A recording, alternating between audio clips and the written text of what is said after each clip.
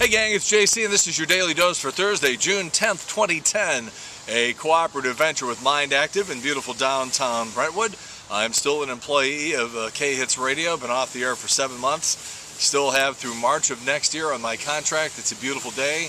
What would you do if you were me? That's why we're twisting by the pool again here today with the Daily Dose. We're always adding new things.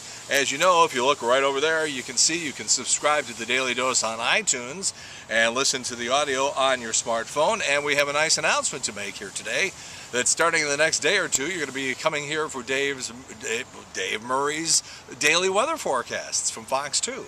So my old buddy Dave just saw him the other day, and he's agreed to be on the Daily Dose right here at jc'sdailydose.com. So get here and get Dave's weather forecast. Then, of course, archives anytime. Hit the tabs at the menu bar at the top of the page. Let's go right to the news. Lindsay Lohan says she absolutely was not drinking at the MTV Movie Awards the other night, even though her ankle bracelet went off. She said, she can prove it too, she said that her hands were shaking way too much from the cocaine to hold a glass. All right, the Country Music Awards were on television last night, leading the field. Tooth decay. Katy Perry wears a foam shooting bra in her new music video. Finally, she's come up with a way to get people to pay attention to those giant tits of hers.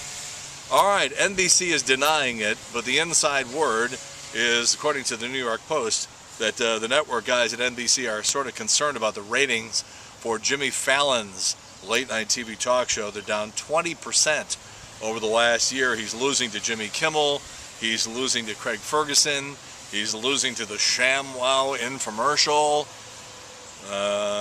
Every time I turn that show on, they're playing games like Tiddlywinks or something, or they're doing karaoke. I just don't understand. And apparently either does most of the world and most of the country. All right, this is one of those things that's free, and it's sort of stupid, but you might be into it, I don't know. NASA is basically saying they will take your picture and put it into outer space. For the next couple of shuttle missions, NASA is going to take up thousands of pictures of typical, everyday, average Americans like you and me and take them into space. Now, I don't know what that means. Are they going to release them into outer space? Or are they just going to take them up and bring them back down? I have no idea, but it is free. And if you want the details, you can go to faceinspace.nasa.gov. faceinspace.nasa.gov. All right, we've already had the collapse of the banking industry. We've had the complete collapse of the radio industry. The television industry isn't far behind. Tom York of the big ass rock and roll band Radiohead says he is predicting the complete collapse of the entire music industry within a few months. You know what? I think he could be right. It would take me a lot longer than the time we have here to explain that. But the radio business and really the record industry sort of linked, and with the collapse of the radio industry comes the collapse of the music industry. They only sold like 5 million albums all during the month of May. In the meantime, they did like 21.5 million digital downloads. People aren't buying CDs. CD sales are down by an astronomical amount. Guy from Radiohead just could be right.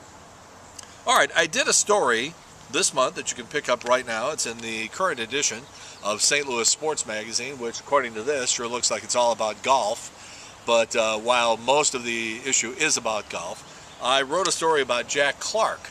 And what is happening is that Jack and his girlfriend Angie are putting together a book about where you were and what you were doing in 1985 in that fateful game in Los Angeles when Jack the Ripper hit that home run off Tom Niedenfuhr and sent the Cardinals into the 1985 World Series. It just seems like everybody has a story. So I'm contributing a story to the book, and you can too.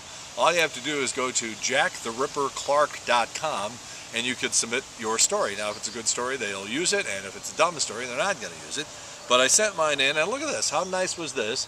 Jack and his girlfriend Angie sent me a photograph of that momentous occasion. There's the home run right there. A great shot of it. And he wrote a little inscription on there, and so we thank Jack and we thank Angie. And again, jacktheripperclark.com is where you can submit your stories. And I'm going to try and compile this over the course of the next couple of months, so don't wait too long. All right, I'm going to talk a little bit about Jennifer Aniston. I like Jennifer Aniston. I like her a lot. By the way, I have a theory as to why she is so, I guess you would say, unlucky in love.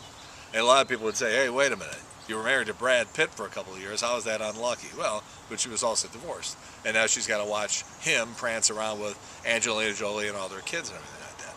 But, the problem, and maybe it isn't a problem, because if you liked Friends, and Triple C loves Friends, I catch her watching it all the time. These cottonwoods, by the way, are coming down like snowflakes, just choking me off here.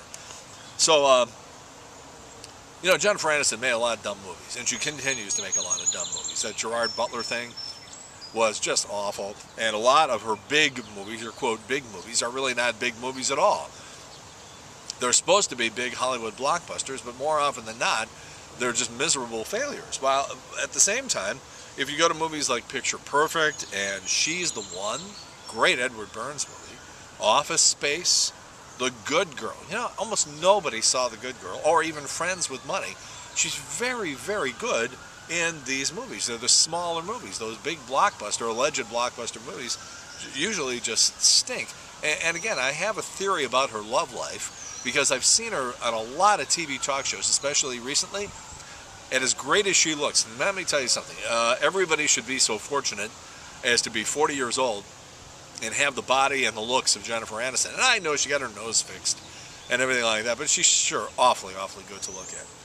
So, but I've been watching her on these TV talk shows, and I got to tell you something. She's not that interesting. She's not that compelling. And while she looks great and she seems sweet enough, I'm just getting the idea that maybe there's not a whole lot going on in there. And if you just want a nice shallow relationship where nobody really has too much to say and she has a lot of money and a great career, maybe she's the girl for you. But if you want some sort of stimulation upstairs, I'm not sure you're going to get it from her. I'm not saying she's stupid. I'm just saying she seems like she might be a little dull. I say all this because she's got a new movie that's going to be coming out. It's either late this year or early next year, and it just caught my eye. It's called Horrible Bosses. And she plays, in this movie, a horny dentist. Now, I just love that idea. That's just fabulous. Sometimes when you hear the premise of a movie, you're like, well, I got to see that. Who's not going to go see Jennifer Aniston play a horny dentist? As a matter of fact, in one scene, I am told, she breaks a nail pleasuring herself. Okay, let's just form the line right here for tickets. All right, let's do birthdays here today. I only have one, and it is the lovely and talented star of Channel 4 News, Virginia Kerr. Talk about a sweetheart. She is 36 and preggers today. Actually, she's 4 or 5 months along, so she's going to be spitting one out pretty soon. Anyhow, happy birthday to Virginia at Channel 4, turns 36 today. All right, Video Village. As we said, we're going back to the late 80s, and an old TV commercial that I did with my old cohorts at the time on the old Breakfast Club show on KSD to promote the fact that we were giving away like 200 trips to Hawaii. Those were the good old days. The Wayback Machine goes back to May 2nd, 1997, when there were 500 people from St. Louis that were flown in for a taping of The Late Show with David Letterman, and the monologue is just hilarious. It's all tailored to St. Louis. Not necessarily the news this week is Governor Nixon. Now, JC's Eye Candy today. Barack Obama had a one-on-one interview with Matt Lauer. It has been set to music by the guys who do that auto-tune stuff, and it's pretty cool to look at. JC's Eye Candy today. Tomorrow is Friday, and so it'll be Friday Fun Facts. Come back for that. In the meantime, tell everybody that you know, especially people who used to listen to the old show, that we are here on jc'ontheline.com, and we're always refreshing new features and streamlining and putting new stuff up. And as we said, Dave Murray's weather forecast will start, if not tomorrow, then on Monday, and that's always cool too. So Friday Fun Facts. In the meantime, that's your daily dose for Thursday, June 10th, 2010, a cooperative venture with Mind Active in beautiful downtown Brentwood. And in the meantime, we've beaten this one to death. Have a good one. See you later. Bye.